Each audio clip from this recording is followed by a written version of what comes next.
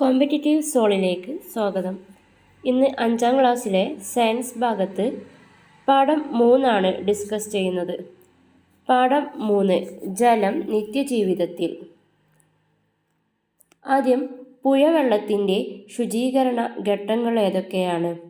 4 ഘട്ടങ്ങളിലൂടെയാണ് പുഴവെള്ളം ശുചീകരിക്കുന്നത്. ആദ്യം വലിയ മാലിന്യങ്ങൾ അരിച്ചുമാറ്റുന്നു. രണ്ടാമത്തെ ഘട്ടം മാലിന്യങ്ങൾ അടിയാൻ അനുവദിക്കുന്നു. 3 പല തട്ടുള്ള അരിപ്പകൾ കൊണ്ട് അരിച്ചുമാറ്റുന്നു. 4 രോഗാണുക്കളെ നശിപ്പിക്കുന്നു. പുഴവെള്ളത്തിൻ്റെ ശുചീകരണ ഘട്ടങ്ങളാണ് പറയുന്നത്. ആദ്യം വലിയ മാലിന്യങ്ങൾ അരിച്ചുമാറ്റുന്നു, അതിനുശേഷം മാലിന്യങ്ങൾ അടിയാൻ അനുവദിക്കുന്നു, അതിനുശേഷം പല തട്ടുള്ള അരിപ്പകൾ കൊണ്ട് അരിച്ചുമാറ്റുന്നു, അവസാനമായിട്ട് രോഗാണുക്കളെ നശിപ്പിക്കുന്നു. ഈ 4 ഘട്ടങ്ങളിലൂടെയാണ് ജലശുചീകരണം നടക്കുന്നത്. കടൽ ജല ശുചീകരണ മാർഗമാണ് റിവേഴ്സ് ഓസ്മോസിസ്.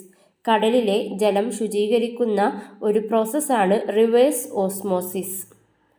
ശരീരത്തിലെ ജലത്തിൻ്റെ ഏകദേശ അളവുകളാണ് തന്നിട്ടുള്ളത്. ശരീരത്തിൽ ആകെ 70% ജലമുള്ളത്. ഒരു ശരീരത്തിൽ ആകെ അതിൻ്റെ 70% ജലമാണ്. തലച്ചോറിൻ്റെ 73% ജലമാണ്. തലച്ചോറിൻ്റെ 73% ജലമാണ്. രക്തത്തിൻ്റെ 94%, വൃക്കകളിൽ 79% ജലം, പേശികളിൽ 75%, ഹൃദയത്തിൽ 75%, ശ്വാസകോശങ്ങളിൽ 83%, അസ്ഥികളിൽ 31%. പാഠപുസ്തകത്തിൽ കൃത്യമായിട്ടുള്ള ശതമാനങ്ങൾ തന്നിട്ടുണ്ട്. ശരീരത്തിലെ ജലത്തിൻ്റെ ഏകദേശ അളവുകളാണ്. ആകെ ശരീരത്തിൽ 70% ഉള്ളത്. തലച്ചോറിൽ 73%, രക്തത്തിൽ 94%, വൃക്കകളിൽ 79%, പേശികളിൽ 75%, ഹൃദയങ്ങളിലും 75%, ശ്വാസകോശങ്ങളിൽ 83%, അസ്ഥികളിൽ 31%. മനുഷ്യ ശരീരത്തിൽ ജലത്തിൻ്റെ ധർമ്മങ്ങൾ. എന്തൊക്കെ ധർമ്മങ്ങളാണ് ഒരു മനുഷ്യ ശരീരത്തിൽ ജലം നിർവഹിക്കുന്നത്? മാലിന്യങ്ങൾ പുറന്തള്ളുന്നതിന്, ശരീരത്തിലെ മാലിന്യങ്ങൾ പുറന്തള്ളുന്നതിന്. 2 ശരീര താപ നിയന്ത്രണം. 3 പോഷകങ്ങൾ കോശങ്ങളിലേക്ക് എത്തിക്കുന്നു. 4 ഇന്ദ്രിയങ്ങളെ ഈർപ്പമുള്ളതാക്കി സംരക്ഷിക്കുന്നു. സന്ധികളിൽ ഘർഷണം കുറക്കുന്നു. മനുഷ്യ ശരീരത്തിൽ ജലം ചെയ്യുന്ന ധർമ്മങ്ങളാണ് മാലിന്യങ്ങൾ പുറന്തള്ളുന്നു, ശരീരതാപ നിയന്ത്രണം, പോഷകങ്ങൾ കോശങ്ങളിലേക്ക് എത്തിക്കുന്നു, ഇന്ദ്രിയങ്ങളെ ഈർപ്പമുള്ളതാക്കി സംരക്ഷിക്കുന്നു, സന്ധികളിലെ ഘർഷണം കുറക്കുന്നു. ഇനി സസ്യങ്ങളിൽ ജലം ചെയ്യുന്ന ധർമ്മങ്ങൾ ഏതൊക്കെയാണ്? 1 ആഹാരത്തെ ഇലകളിൽ നിന്നും മറ്റു ഭാഗങ്ങളിലേക്ക് കൊണ്ടുപോകുന്നു. 2 പ്രകാശ സംശ്ലേഷണത്തിന് ഉപയോഗിക്കുന്നു. 3 ആഗിരണം ചെയ്ത ലവണങ്ങളിൽ ഇലകളിൽ എത്തിക്കുന്നു. 4 സസ്യ ശരീരഘടന നിലനിർത്തുന്നതിന് വേണ്ടി സഹായിക്കുന്നു. ജലങ്ങൾ സസ്യങ്ങളിൽ ചെയ്യുന്ന ധർമ്മങ്ങളാണ്.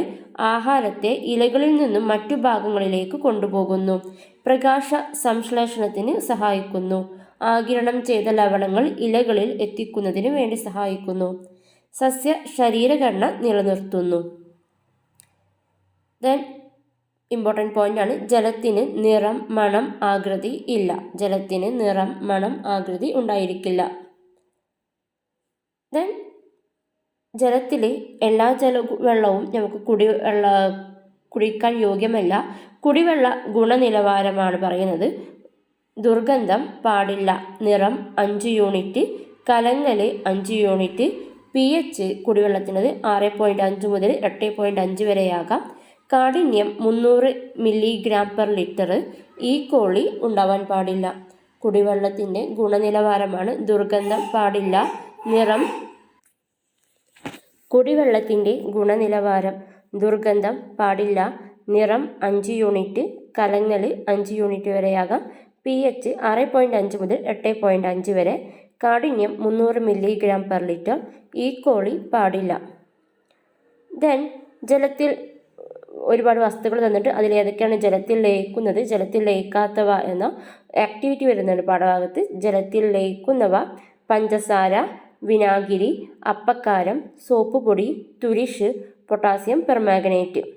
പഞ്ചസാര, വിനാഗിരി, അപ്പക്കാരം, സോപ്പ് പൊടി, തുരിശ്, പൊട്ടാസ്യം പെർമാംഗനേറ്റ് ഇവയൊക്കെ ജലത്തിൽ ലയിക്കുന്നവയാണ്. മണ്ണെണ്ണ, വെളിച്ചെണ്ണ, മെഴുക്, കർപ്പൂരം ഇവ ജലത്തിൽ ലയിക്കാത്തവയുമാണ്. മണ്ണെണ്ണ, വെളിച്ചെണ്ണ, മെഴുക്, കർപ്പൂരം ജലത്തിൽ ലയിക്കാത്തത്.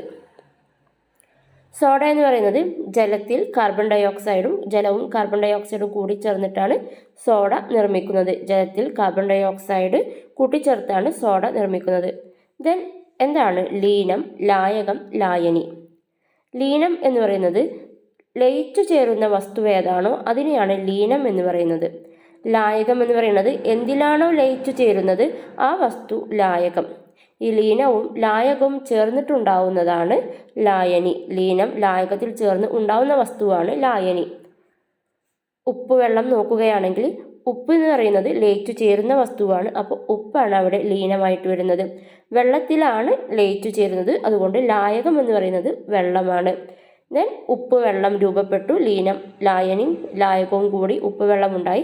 ഈ ഉപ്പ് വെള്ളത്തിനെയാണ് ലായനി എന്ന് പറയുന്നത്. ജലം നിരവധി വസ്തുക്കളെ ലയിപ്പിക്കുന്നതിനാൽ സാർവിക ലായകം എന്നറിയപ്പെടുന്നു. സാർവിക ലായകം എന്നറിയപ്പെടുന്നത് ആരാണ്? ജലമാണ്. നിരവധി വസ്തുക്കളെ ലയിപ്പിക്കാനുള്ള കഴിവ് കൊണ്ടാണ് ജലത്തെ സാർവിക ലായകം എന്നറിയപ്പെടുന്നത്. ദെൻ ലായനികൾ പലതരത്തിൽ. ലീനവും ലായകവും മാറുന്നതിനനുസരിച്ച് ലായനികൾ പലതരത്തിൽ ഡിഫറൻസ് ചെയ്യാം.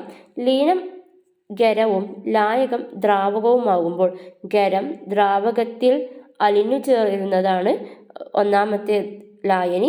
ഉദാഹരണമായിട്ട് ഉപ്പുവെള്ളം. ഖരമായിട്ടുള്ള ലീനം ദ്രാവകമായിട്ടുള്ള ലായകത്തിൽ ചേരുന്നു. ഉദാഹരണം ഉപ്പുവെള്ളം. ദെൻ വാതകമായിട്ടുള്ള ലീനം ദ്രാവകത്തിൽ ചേരുന്നു. ഉദാഹരണം സോഡ. കാർബൺ ഡൈ ഓക്സൈഡ് വാതകം ജലത്തിൽ, അതായത് ദ്രാവകമായ ജലത്തിൽ ചേരുകയാണ്. ഇതിനെയാണ് സോഡ. ദെൻ മൂന്നാമത് ദ്രാവകമായ ലീനം ദ്രാവകത്തിൽ തന്നെ ലയിച്ചു ചേരുന്നു. ഉദാഹരണം വിനാഗിരിയും ജലവും. ദ്രാവകമായ ലീനം ദ്രാവകത്തിൽ അലിഞ്ഞു ചേരുന്നതാണ് വിനാഗിരിയും ജലവും. ലാസ്റ്റ് വൺ, ഖരമായിട്ടുള്ള ലീനം ഖരത്തിൽ ആയിട്ടുള്ള ലായകത്തിൽ ചേരുന്നു. ലീനവും ലായകവും ഖരമായിട്ട് വരുന്നതാണ് സ്വർണം, പിച്ചള, സ്റ്റെയിൻലെസ് സ്റ്റീൽ. ദെൻ എന്താണ് ബാഷ്പീകരണം? ദ്രാവകത്തിൻ്റെ ഉപരിതലത്തിൽ നിന്ന് ചെറുകണികകൾ ചുറ്റുപാടിലേക്ക് വ്യാപിക്കുന്ന പ്രവർത്തനമാണ് ബാഷ്പീകരണം. വെള്ളത്തിന് മുകളിൽ നിന്ന് വെള്ളത്തിൻ്റെ ചെറുകണികകൾ മുകളിലേക്ക് പോകുന്നതിനെ ബാഷ്പീകരണം എന്ന് പറയും. അത് വെള്ളത്തിൻ്റെ മാത്രമല്ല, എല്ലാ ദ്രാവകത്തിൻ്റെയും ഉപരിതലത്തിൽ നിന്ന് ചെറുകണികകൾ ചുറ്റുപാടിലേക്ക് വ്യാപിക്കുന്ന പ്രവർത്തനത്തെയാണ് ബാഷ്പീകരണം എന്ന് പറയുന്നത്. ചൂട് ഡയറക്ട്ലി പ്രൊപ്പോർഷണൽ ടു ബാഷ്പീകരണം, അതായത് നേർരേഖ അനുപാതത്തിലാണ്. ചൂട് കൂടിയാൽ ബാഷ്പീകരണവും കൂടും, ചൂട് കുറഞ്ഞാൽ ബാഷ്പീകരണം കുറയും. ദെൻ ഖരം, ദ്രാവകം, വാതകം എന്നീ 3 അവസ്ഥകളിലും കാണപ്പെടുന്ന ഏക പ്രകൃതിദത്ത പദാർത്ഥമാണ് ജലം. ഖരം, ദ്രാവകം, വാതകം എന്നീ 3 അവസ്ഥകളിലും കാണപ്പെടുന്ന ഏക പ്രകൃതിദത്ത പദാർത്ഥമാണ് ജലം. ഇമ്പോർട്ടൻ്റ് ആണ്, ശ്രദ്ധിക്കണം. ദെൻ ജലനിരപ്പ്. വിതാനം പാലിക്കുന്നു എന്നത് ജലത്തിൻ്റെ സവിശേഷതയാണ്. വിതാനം ജലത്തിൻ്റെ പ്രധാനപ്പെട്ട ഒരു സവിശേഷതയിൽ വരുന്നതാണ് വിതാനം പാലിക്കുന്നു. അതായത് ഒരു ഭൂഗർഭജലമായാലും ഇപ്പോൾ കിണറുകളിലും അരുവികളിലും എല്ലാത്തിലും എന്താണ്, അവർ ഒരു വിതാനം പാലിക്കുന്നുണ്ട്. ഒരു സ്ഥലത്ത് ഉയർന്നും ഒരു സ്ഥലത്ത് താഴ്ന്നുകൊണ്ടും നിൽക്കില്ല. ജലനിരപ്പ് എപ്പോഴും വിതാനം പാലിക്കുന്നു എന്നത് ജലത്തിൻ്റെ സവിശേഷതയാണ്. ദെൻ പ്രധാന സംഭരണ രീതികളാണ് സംഭരണ രീതികളാണ് മഴവെള്ള സംഭരണി, തടയണ, കയ്യാല, കിണർ റീചാർജിങ്. മഴവെള്ള സംഭരണി, തടയണ, കയ്യാല, കിണർ റീചാർജിങ് ഇവയൊക്കെ പ്രധാന മഴവെള്ള സംഭരണ രീതികളാണ്. ദെൻ ഭൂമിയിലെ ജലം. ഭൂമിയിലെ ജലത്തിൽ 97% ഉപ്പുവെള്ളമാണ്. ശുദ്ധജലം എന്ന് പറയുന്നത് വെറും 3% മാത്രമാണ്. ഭൂമിയിലെ ജലത്തിൽ 97% ഉപ്പുവെള്ളവും വെറും 3% മാത്രമാണ് ശുദ്ധജലം. ഈ 3%-ലെ ശുദ്ധജലം എന്ന് പറയുന്ന 3%-ൽ അതിൽ 68.7% എന്ന് പറയുന്നത് ഹിമാനികളും മഞ്ഞുമലകളുമാണ്. അതിലെ 30% എന്ന് പറയുന്നത് ഭൂമിക്കടിയിൽ വരുന്ന ഭൂഗർഭജലമാണ്. 1.3% നദി, അരുവി, ജീവജാലങ്ങൾ, മണ്ണിൽ ഒക്കെ അടങ്ങിയിരിക്കുന്ന ജലം. അപ്പോൾ ഭൂമിയിലെ ജലം ടോട്ടൽ ജലത്തിൽ 97% ഉപ്പ് വെള്ളവും 3% കുടിവെള്ള യോഗ്യമായിട്ടുള്ളത്. അതിൽ തന്നെ ശുദ്ധജലത്തിൽ 3% വരുന്ന ശുദ്ധജലത്തിൽ 68.7% ഹിമാനികളും മഞ്ഞുമലകളിലുമാണ്. 30% ഭൂഗർഭജലമായിട്ട് പോകുന്നു. 1.3% നദി, അരുവി, മണ്ണ്, ജീവജാലങ്ങളിലൊക്കെ അടങ്ങിയിരിക്കുന്നു. ഇത്രയൊക്കെയാണ് ഈ പാഠഭാഗത്ത് വരുന്നത്.